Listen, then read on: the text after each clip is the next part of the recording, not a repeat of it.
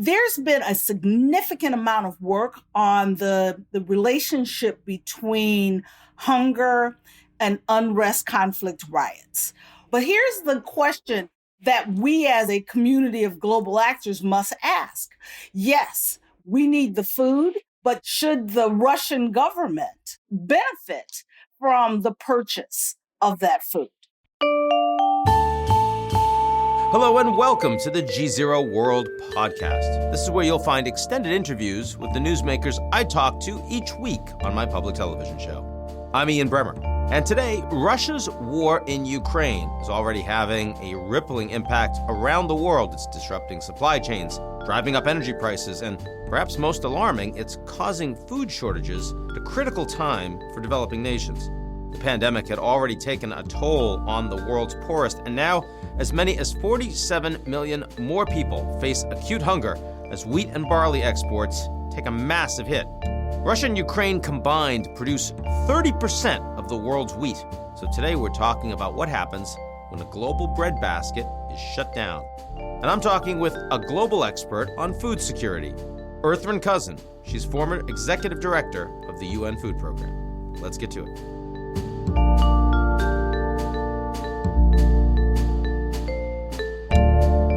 The GZERO World podcast is brought to you by our founding sponsor, First Republic. First Republic, a private bank and wealth management company, places clients' needs first by providing responsive, relevant, and customized solutions. Visit firstrepublic.com to learn more. Challenge yourself to change the world. On Season 3 of Course Correction, a podcast from Doha Debates in partnership with the UNHCR Refugee Agency, host Nelifur Hedayet takes listeners on the journey of a refugee, from the moment of displacement to mental health risks to integration and assimilation.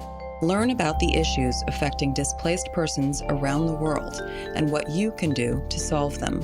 Follow and listen to Course Correction wherever you get your podcasts.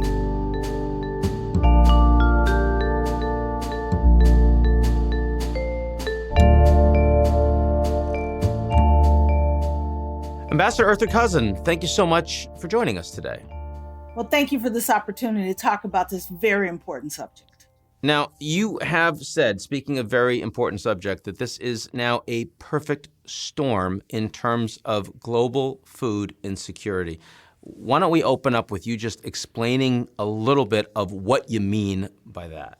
Well, having served as U.S. ambassador to the Food and Agriculture Organizations in the aftermath to the 2007-8 food crisis, as well as during the 2011 high food price crisis, we know that there are certain indicators that led directly into that crisis. And those indicators included high commodity future prices. We're seeing that now with the both wheat and corn prices doubling and continuing to escalate. We also, another indicator was high fuel prices. I need not tell your audience about the challenges of high fuel prices, and everyone who's going to the pump recognizes how high our fuel prices are now, but that has a direct impact on the cost of food because of transport costs and when there is an escalation in fuel. We also know that there's the issue of biofuels and the increase in production of biofuels in 2008 and 11. We are now seeing, as fuel prices increases in the production of biofuels. And finally, the fertilizer challenge. The fertilizer challenge began even before the start of this year, where the International Fertilizer Association was suggesting that there would be approximately a 30% reduction in the amount of fertilizer that was available in sub-Saharan Africa in particular. And that 30% could affect the access to food for about 100 million people. Those factors came online even before the Russian invasion into Ukraine. And so with all of those factors online and the Russian invasion, that's the perfect storm. because we know that approximately 30% of all the global wheat that is produced in Russia and Ukraine combined. We know that over 75% of the essential oils, particularly sunflower oil, is produced in those countries. And many would argue that that loss in production and distribution and transport of those commodities should only affect or would only affect those who import directly from Ukraine and Russia. But in reality, yes, it does affect those countries, but because of less availability on the market of stocks, it affects the entire global community because it raises the prices. Yeah, those countries we're talking mostly Eastern Europe, North Africa, direct imports from Russia and Ukraine of largest scale. But these are global markets. The prices are going up. Prices are going up for everyone. If supply chains are a problem, it's a problem for everyone. Exactly. And that is exactly what we're witnessing. And the challenge is that agriculture is a seasonal business. And so we are seeing this with the spring wheat. And now we know that the Ukrainians are not in the field planting. And so we have the challenge of summer and winter wheats now. And so that means that we're not talking about a short-term problem here. This is a much longer-term potential food challenge. Now, explain to me, 30% reduction in availability of fertilizer. I know prices went up on food and on energy around the world, in part because of supply chain challenges with pandemic, and suddenly demand just explodes and you don't have ships in place. There's massive fiscal stimulus. But what was behind the sudden lack of availability in fertilizers?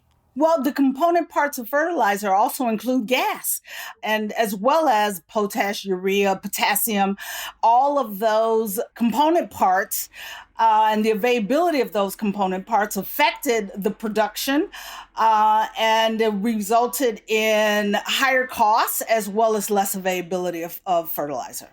Okay, so this is just connected to the same problem of all the rest, really. Connected to the same problem of all the rest.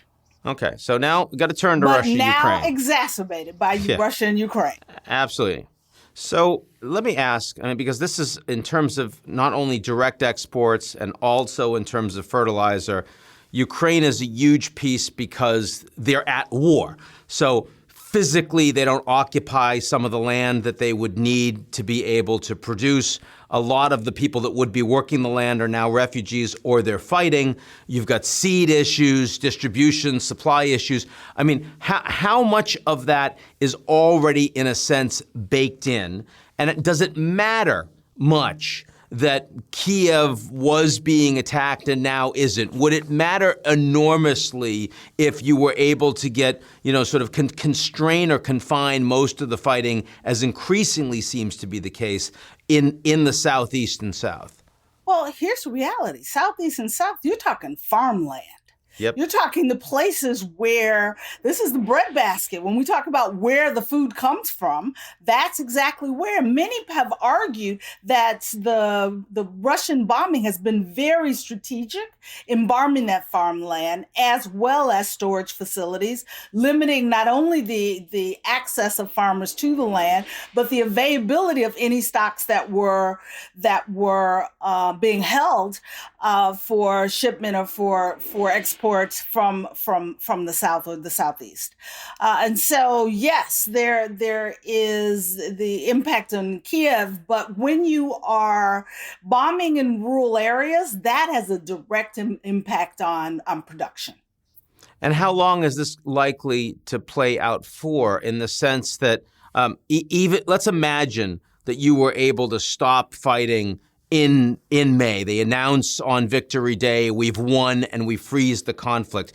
Is this a 1 year, a 2 year minimum disruption in terms of just crop rotation and what's necessary to rebuild, or is it longer than that? The potential is that it's longer than that, because you're missing a planting season right now. So we know it's longer than May.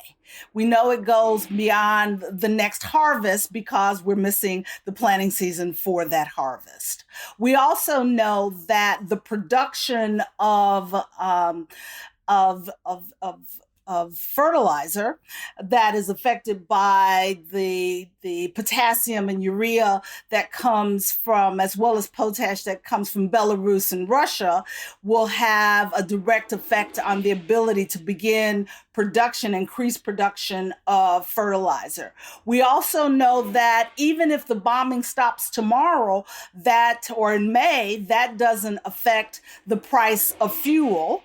And so the cost for movement of product, even once the seeds are in the ground, the harvest occurs, unless we also address the issues related to fuel and that fertilizer challenge, you still have those other problems looming out there that are affecting the broader food systems outside of Ukraine and Russia. So the reality of it is that this disruption in the agricultural production system, both from a micro level in Russia and Ukraine, but in the more macro level of the effect on the entire global food system, combined with the other factors I've identified, make this a challenge that will probably exceed this year and well into 2023.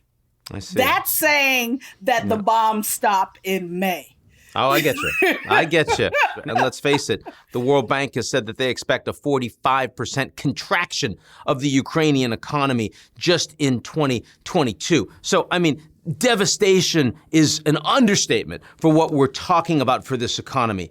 Now I want to turn to Russia, largest grain producer in the world. So much of the conversation in the United States is we got to cut off their oil. We got to cut off their gas. We got to cut off their coal. We can't give them that money.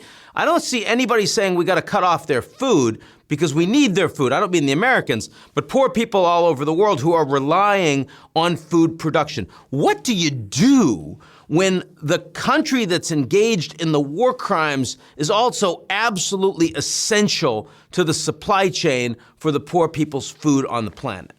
Well, indeed, the Food and Agriculture Organization, the Director General, has asked for an exemption for Russian commodities from the sanction, with that exact thought process in mind, that they have such a significant effect on the availability of food for hungry people around the world, that should be recognized by the global community, and we should allow those commodities into the global food chain. But here's the question that we as a community of global actors must ask.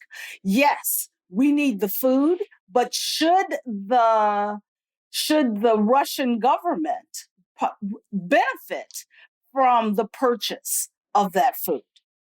And how would you stop that, since they're the ones that are responsible for allowing or not allowing the export? That's the challenge.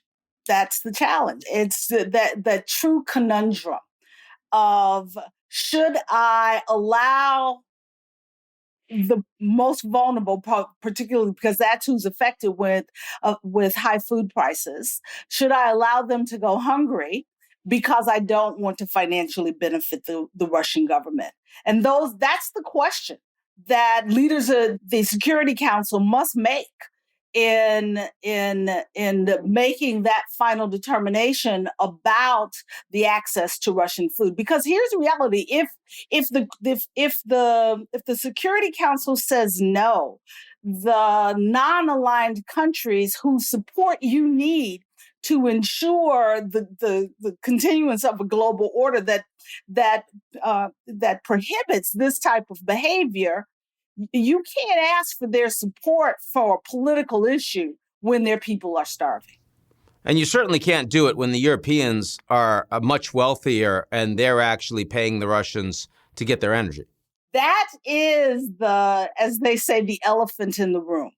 How do you say that it's okay to exempt the gas for Europe, but not the food for the global South? Whether we're talking about the pandemic or whether we're talking about climate change, and now we're talking about food, these global crises, and we kind of know who's taking it on the chin. It's the poorest countries in the world, and countries that through 50 years of globalization had hoped that they were going to be doing better over time now feels like it's crisis after crisis after crisis. How is the United States, how are the wealthy countries going to maintain any level of trust and alignment with these poorer developing countries through the kind of crisis that we are talking about right now? Well, that's a really thorny but vitally important question. The reality of it is the countries in the global south are watching the decisions that are made to allow Russia to continue to sell oil and gas into Europe so that their prices don't go up and that they have access to the gas that they need. While at the same time, we are suggesting that they sacrifice their access to food when we do not allow for an exemption from the sanctions for Russia to sell food to those countries, when their people cannot afford the higher price food. And many of these countries are continuing to reel financially from the investments that they made in supporting their people during COVID. So their debt levels are quite high, their finances are quite low, and now they cannot subsidize and support the cost of food. And so it becomes critically important that we move beyond platitudes in how we respond to, address, and discuss with the countries of the global south, and begin to make the financial investments that are necessary that will allow these countries to mitigate, if not avoid, this high food price crisis, the high fuel crisis, and their challenges with debt, if we want to continue to maintain working relationships with them, with those countries, particularly when China continues to lead with an outstretched hand to many of these countries, both from a financial standpoint as well as from a capacity development standpoint. So we need to realize we're not the only game in town that is in conversation with the leadership of countries that have historically been good partners and friends with the United States and the Western world, but they live in the reality of needing to meet the immediate needs of their own people.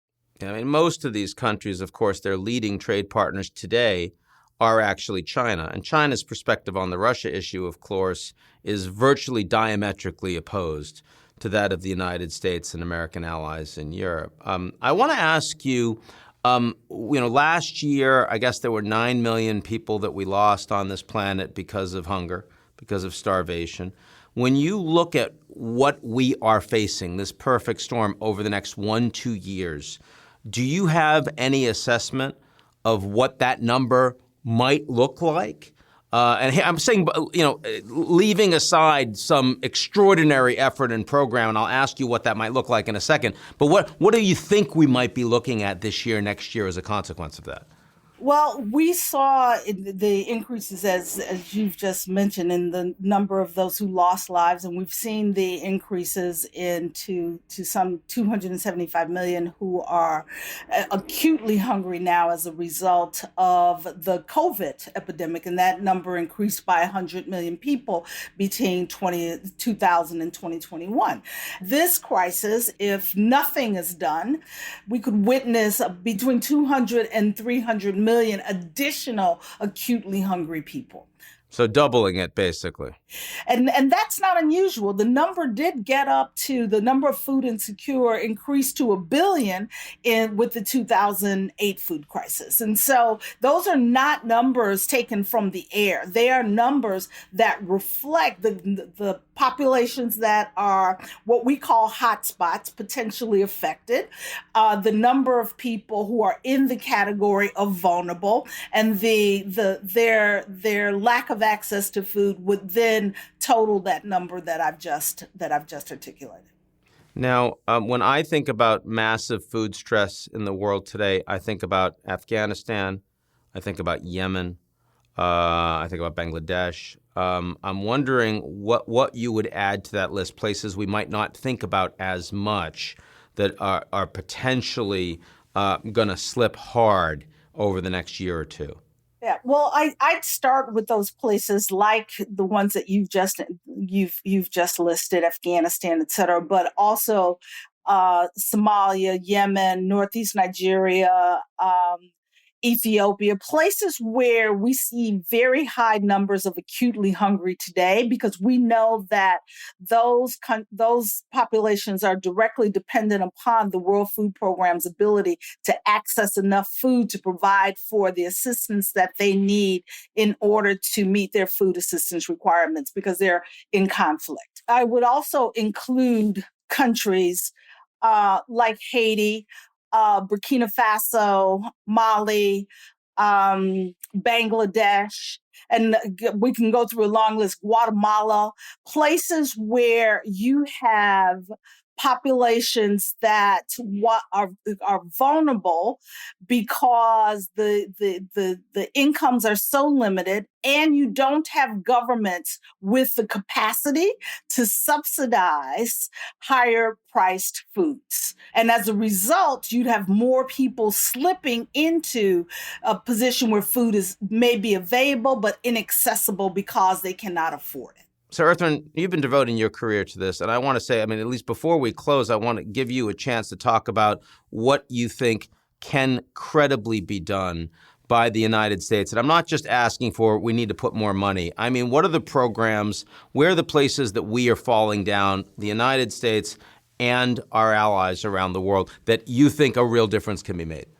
Well, of course, I must begin with the importance of ensuring that we provide the financial and food resources to the World Food Program and the other humanitarian organizations that meet the needs of those who are most vulnerable, who have no other way of accessing food. But I also think this is an opportunity for us to not build back better, but move forward better. And that is, we as a global community committed to $100 billion per year for adaptation for climate as a result of the Paris Agreement. The community has yet to meet that commitment. This is an opportunity for us to begin to provide to the 500 million smallholder farmers out there the seeds, the tools, the fertilizer, as well as the technology and capacity that will allow them to increase the quality and quantity of their yields with less fertilizer and less water.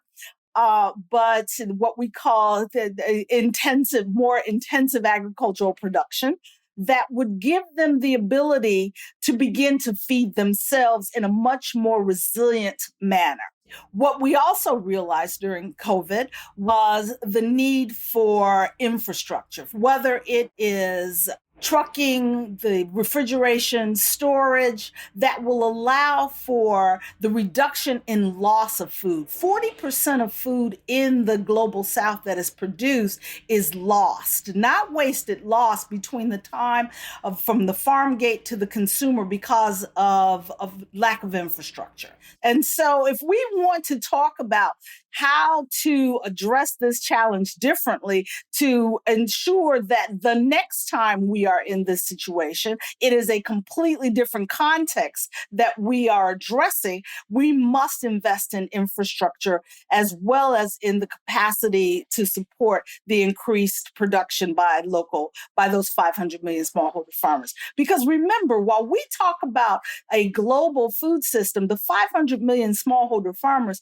feed 80% of the people in their countries. And so if we could increase not just their productivity, but how much of that actually is received by the consumer, we can begin to address this challenge in a very different way.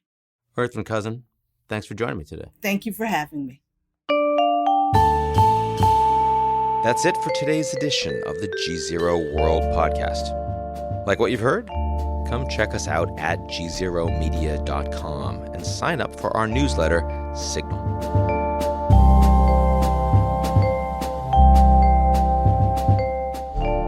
The GZERO World podcast is brought to you by our founding sponsor, First Republic. First Republic, a private bank and wealth management company, places clients' needs first by providing responsive, relevant, and customized solutions. Visit firstrepublic.com to learn more. Challenge yourself to change the world. On Season 3 of Course Correction, a podcast from Doha Debates in partnership with the UNHCR Refugee Agency, host Nelafur Hedayet takes listeners on the journey of a refugee, from the moment of displacement to mental health risks to integration and assimilation. Learn about the issues affecting displaced persons around the world and what you can do to solve them. Follow and listen to Course Correction wherever you get your podcasts.